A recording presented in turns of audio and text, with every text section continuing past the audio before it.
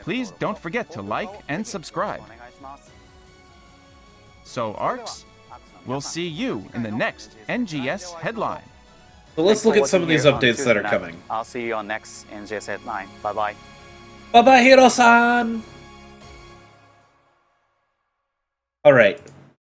So let's see. What was the first thing we were going to get? Let's cover the,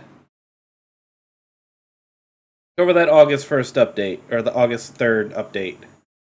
Because there was a lot going on here. So first we've got Waker coming on August 3rd. We knew this was coming.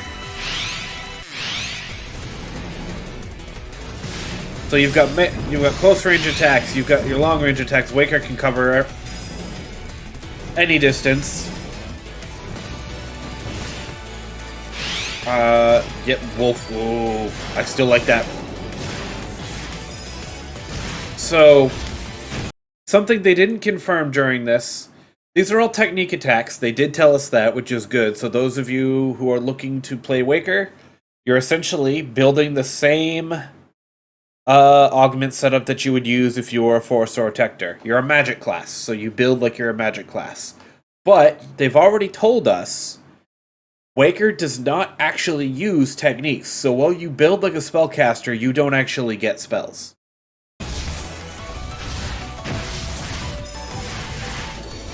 But it still looks awesome, and that is...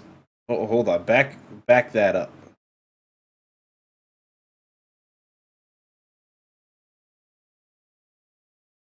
Back that up for a second.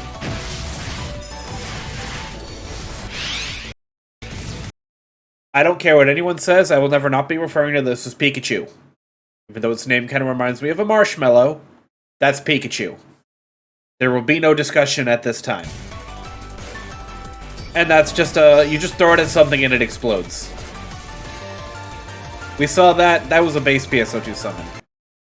Now they didn't say anything, but I'm curious what this thing is here. Oh, I guess you can't see my cursor. I'm curious what this thing is here. It looks like it shoots little lasers at the enemy, but I have no idea what that's for.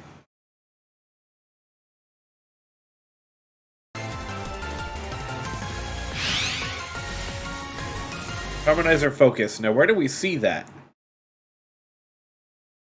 Looking at the bar, I don't see a bar or anything. Well, maybe there is. Yeah, I don't see a bar or anything. But it does look like there's something right up here. That might be what we're looking at.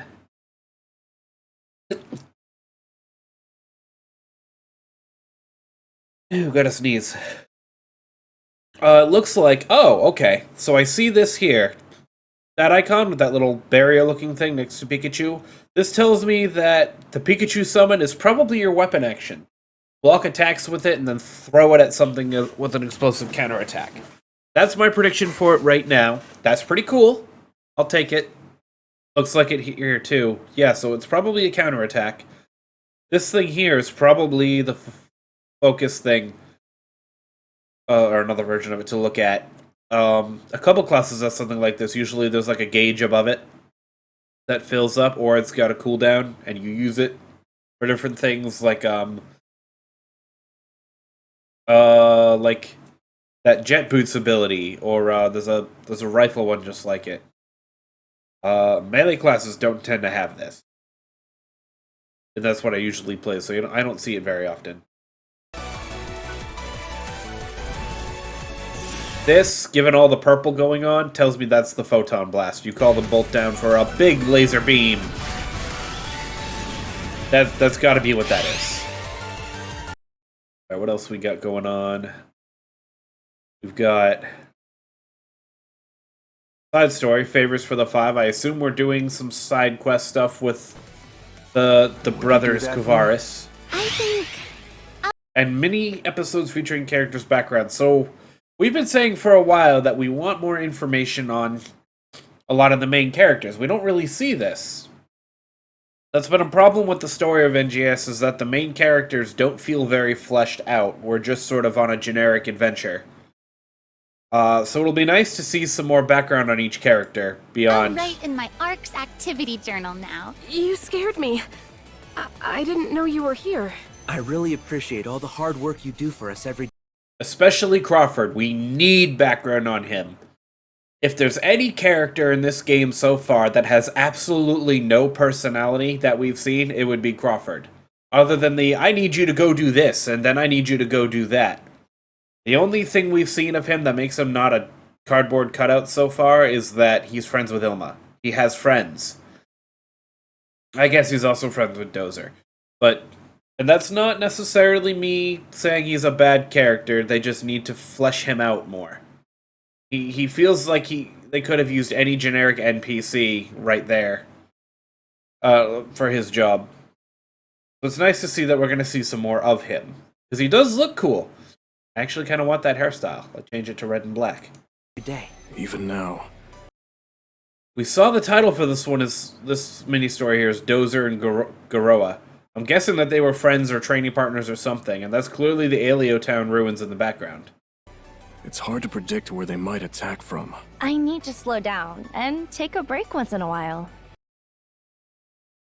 I like that the Central City girls are getting stories. We have names for each of these quests right here. Ina's journal, Manon's role. Ina shares that she's been keeping an ARC's activity journal modeled after Manon's. She also reveals that she views Manon as her professor and role model. So Manon also keeps a journal. Those are in Garoa. A leader's work that has to do with Crawford and no rest for the leader. So one of these is Crawford and one of these is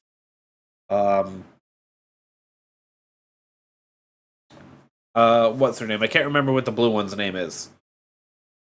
But the fact that they all don't have a required battle power makes me wonder if they're just cutscenes we watch.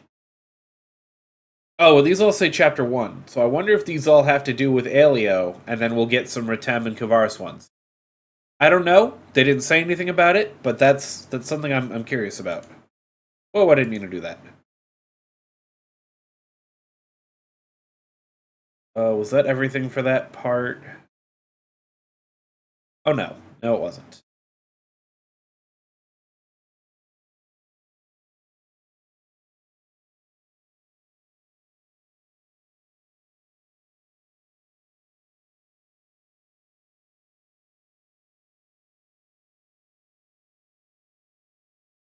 So some Trainia now have rank 2 and challenge settings. This is kind of like the pyramid where you can set modifiers that increase your total clear difficulty multiplier. That is different than getting a score. All bosses become megalotics, and it's better than turning them into all into gigantics. Enemies level up. Oh, so you can turn them to level 64s. Okay, alright.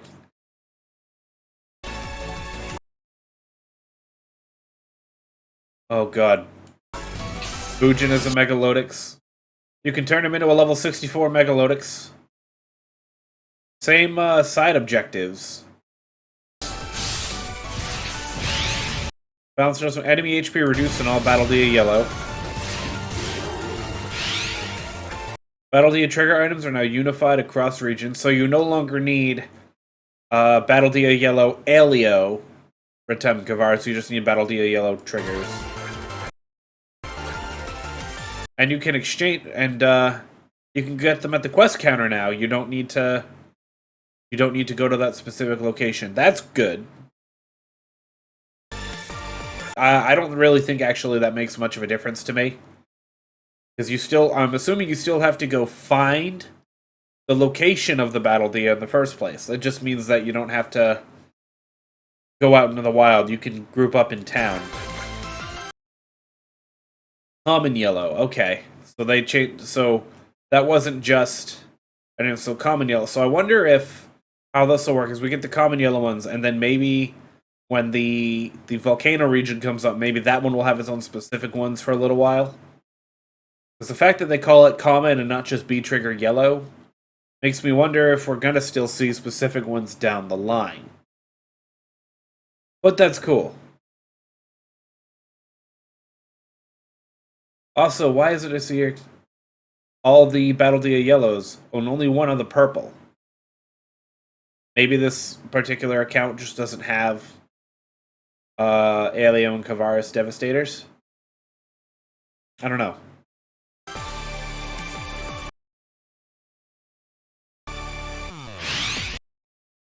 So let's see. You can... And that's something I was hoping to see, too. Alright, so...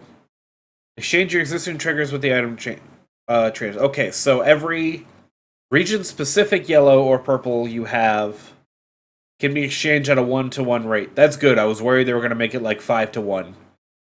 Because I have like probably 40 yellow triggers sitting in my material storage. It'll be nice to just exchange them all. That'll be really nice. New and additional elements. Yep, we knew about this. Alright. So, these are the new skills. So, let's see. So, N Hue EX Cube. So, this is another one. We now have our class-specific X cubes back. Okay, class-specific X cubes back. Now, what these are, for those of you who didn't play base PSO2, is once you reach the level cap with a particular class, you continue to gain experience anyways. If you gain a quote-unquote level while you're at the cap, you gain an X cube. That's how it works now. In base, you would also gain a class-specific X cube, and as the level cap went up, you'd get more of them. I think now, in base at level 100, if you gain X cubes, you gain 13 at a time. Which sounds like a lot. But here we're just getting one at a time, I believe. So, whatever class your main is, you're going to want to get a lot of these. So, that's just doing a lot of quests, farming things for XP. You still need XP. So, let's see. You generate skills, so it looks like you get a random one. They said you get one randomly. We have main effect, melee weapon potency up. Level 1 or higher. Sub effect, these can happen. These are, I guess, randomly added on. We've got Photon Art charge movement speed up. I wonder if that means while you're moving around, your PA charges faster. Hot HP recovery upon joining trial.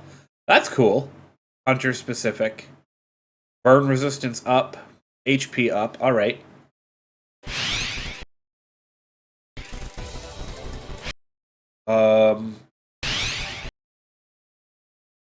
So, here's an example for Braver. Critical hit rate up.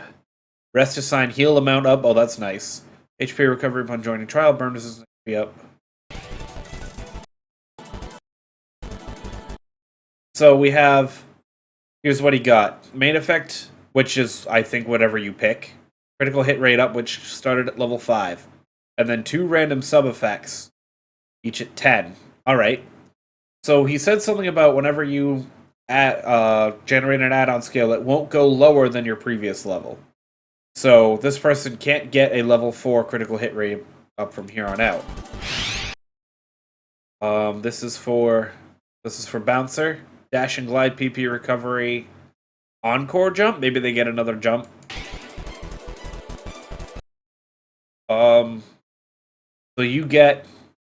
Alright, so you get a limited number of them. This one did all Waker stuff. So... Okay, so how does this work?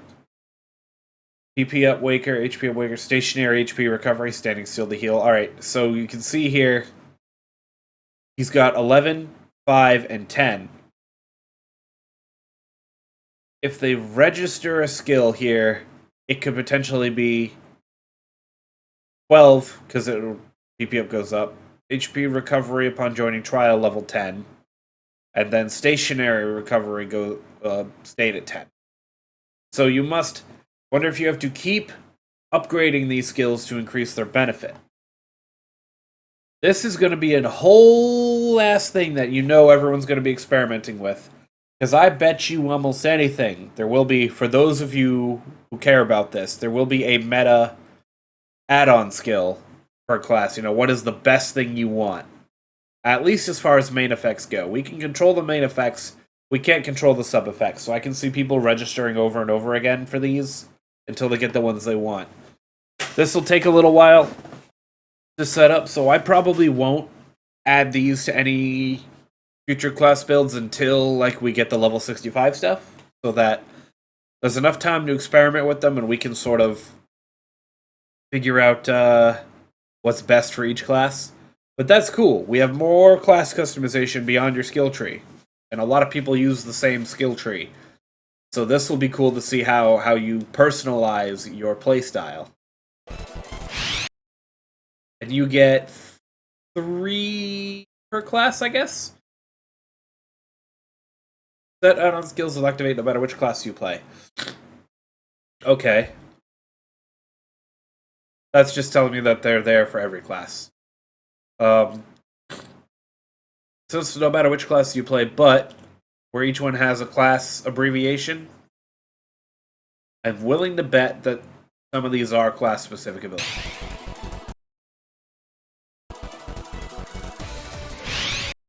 Support NPCs are here to help in combat sectors.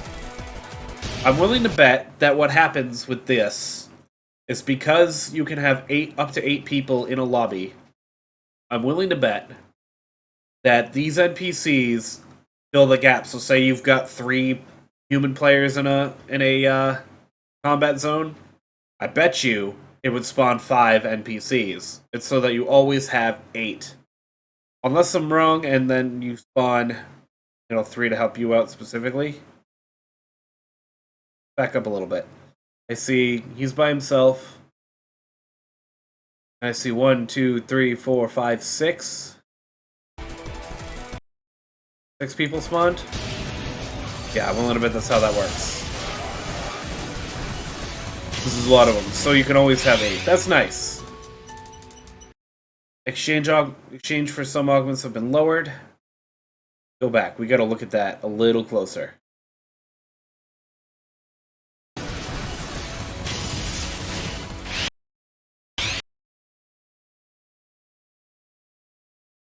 For some augments, so it looks like Stamina 3 still needs target capsule. Huh. So I wonder if that's instead of needing a bunch of Stamina 2s, you need target capsule 1. So I bet you that means you just need 10 of any rank 1 capsule. They jumped right down. Technique 3 Spirit, 3 Megafuse of Photon Quartz. Oh, I saw that. Go back. Yeah. I can do this frame by frame.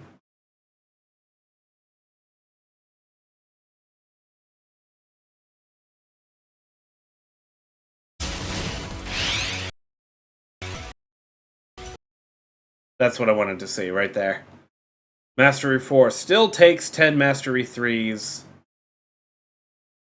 20 Photon Quartz, 20 Tetris. Okay, so Mastery 4 didn't change, which sucks because I really wanted that one to be the one easier to get. Okay. Vardy Soul. Aegis Aglai? Oh, okay. That's if you want to build a hybrid setup. I don't really recommend these right now. Well, actually, that's not fair to say regarding hybrid setups. I haven't used one since Braver originally came out, and I didn't really do a lot of building things very well at the time.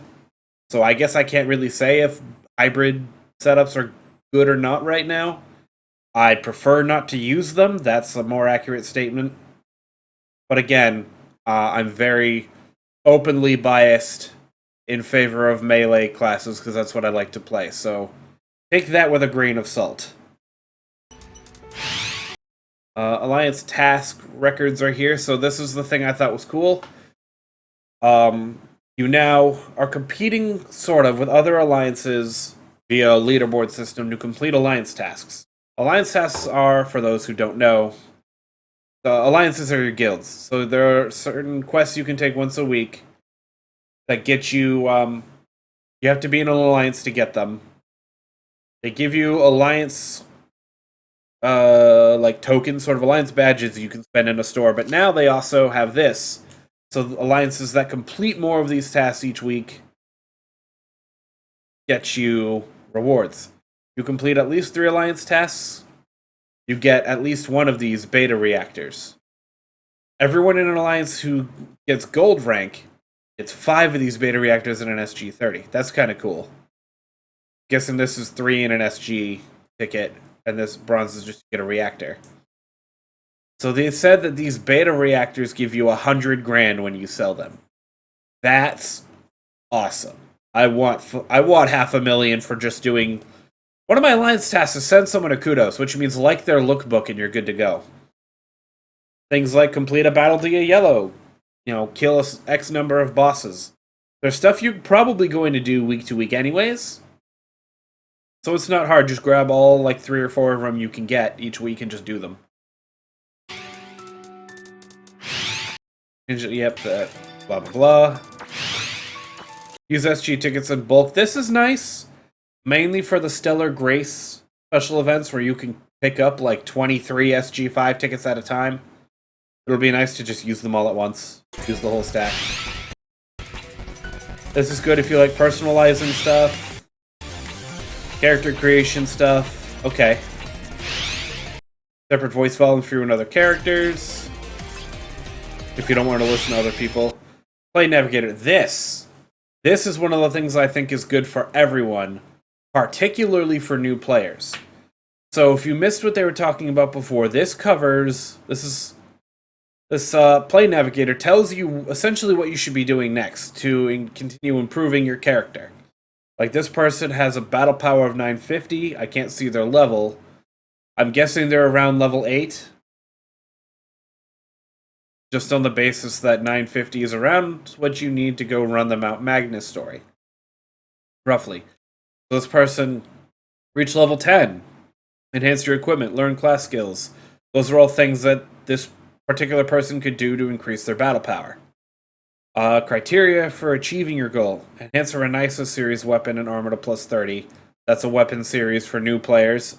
At my level, that's just straight garbage. Affix 2 augments to each piece of equipment. Alright, so if you have a plus 30 weapon or armor, first of all, they have 3 slots.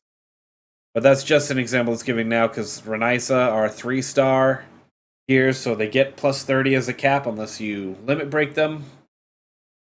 I personally wouldn't bother, because you're going to get better gear pretty quickly. But I'm expecting when I get to this point, it'll tell me something like, enhance your equipment, affix augments to each, or maybe it won't tell me anything more specific than that, because I'm already ending it. So I don't know how much this will help me personally, but this is cool while you're leveling up. It's sort of like a checklist. To proceed, this is what you should be doing. I bet you it'll even suggest side quests or something there eventually, we'll see. But I do like that. That is a nice addition. What is that icon? That's where Battle Dia Yellow would be. One there, too. Doing a Mount Magnus. I don't know what that is, but okay. Where's purple? Oh, purple would be somewhere over here, but this person probably hasn't found that yet. Improved room transfers. I like this. You can hit a button to refresh rooms. Okay, fine. But I like this. Previously, you could only look at rooms if you turn this on in the same sector. So trying to find a combat zone with enough people that you can see this 11111. But maybe you're only looking for a rank 1 area. Maybe you're not strong enough to do a rank 2 area yet. You can have toggle rooms, same sector, and rank. They just change it all together. Now, with that on, okay, they're in a rank 3. So you're only looking for rank 3s. Now it'll show you just that rank. It'll be easier to fine-tune your filters to get the room you want. I like that. Updated graphics display for simple models. Meaning the ones they haven't loaded in like that, it's now just a black thing. I don't really know what the difference is there. Maybe having it be a black model instead of the gray silhouette they use. Maybe that saves resources. I will verify that when this comes out on my Xbox, because I have a base Xbox One, and that runs this game like hot garbage. The display of up to 50 characters on PC.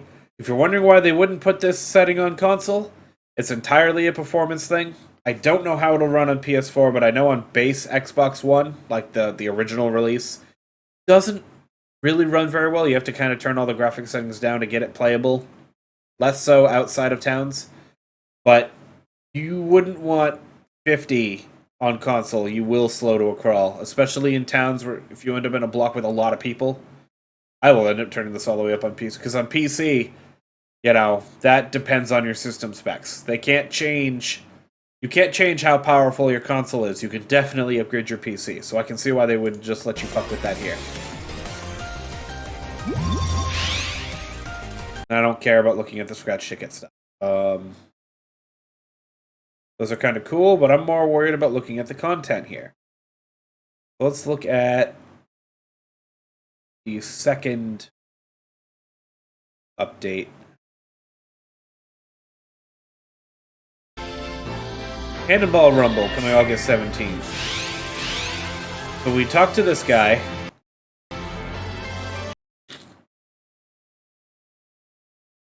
Cannonball Rumble inside a Trainia advanced training facility. Where is this one? So here's the actual inside. Bunker Type 1 Cannonball Rumble. Alright, defeat the enemies and destroy the targets. They come in waves. So 7 targets, 3 minutes to kill them. So cannonballs are just really big throwables, right? Yep, you pick them up. Okay, so you don't use them on enemies necessarily. There are these targets in the air you've got to shoot. Okay. I'm guessing you have a limited number of cannonballs to do this? There are ways of destroying a set amount of targets within the time limit. So maybe they spawn over time. This looks like it's in Pyramid. You need 2647, at least enemies are level 60. Beat the enemies and destroy the targets. Give me a split second to look at that. This is not Pyramid. This looks somewhere different. It might be, because this door here looks like the entrance to Trinitas, so it might be there. But, I don't know. We'll see. So, the enemies destroyed. This one has 15 targets in play. Oh, I get it. Kill the enemies and the cannonballs spawn. That's why you have a bunch of weak enemies. Settings are random, so you can draw. Okay, so floor layouts, number of targets, number of enemies, etc. must be random. 30 targets in about 3 minutes, I'm guessing. Okay. Oh, okay. So they must include stronger enemies to get you bigger cannons. Doesn't tell me how many waves. Quest over time limit exceeded. Okay, so you can. So it counts as a clear even if you fail. New augments. Super Stamel. What does that do? 2% and 15 health. Okay, so these ones, instead of the Tria, give you bonus to stats instead of penalties.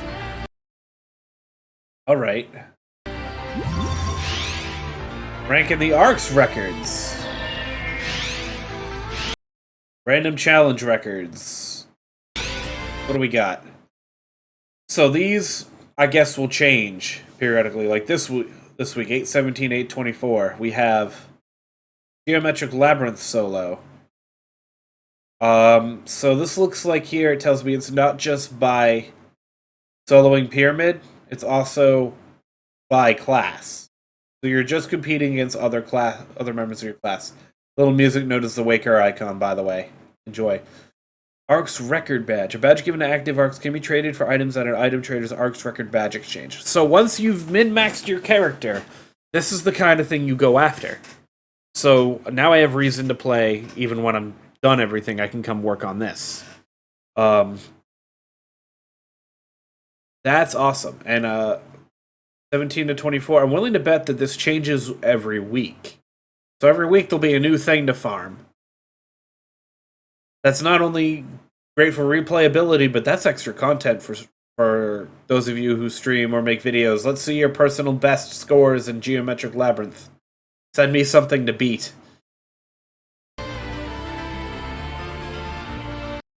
So this is the kind of stuff we can see in the shop. I don't know what CV. I'm guessing that means alternate colors. Oh, well, considering that, yeah. We've got some weapon camos, arms refined with cubes, weaker versions of the Kaiser weapons. We talked about this. They're not as good. Oh, I didn't mean to do that.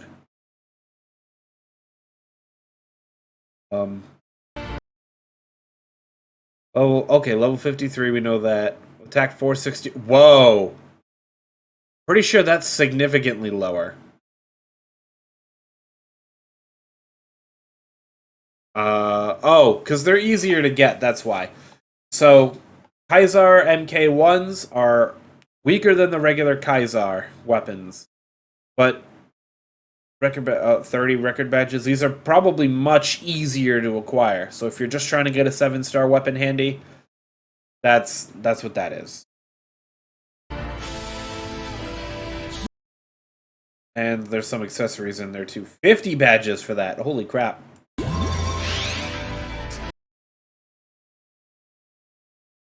More outfit stuff. Look at this mining rig thing. August 24th. This will be like the last thing we get in August.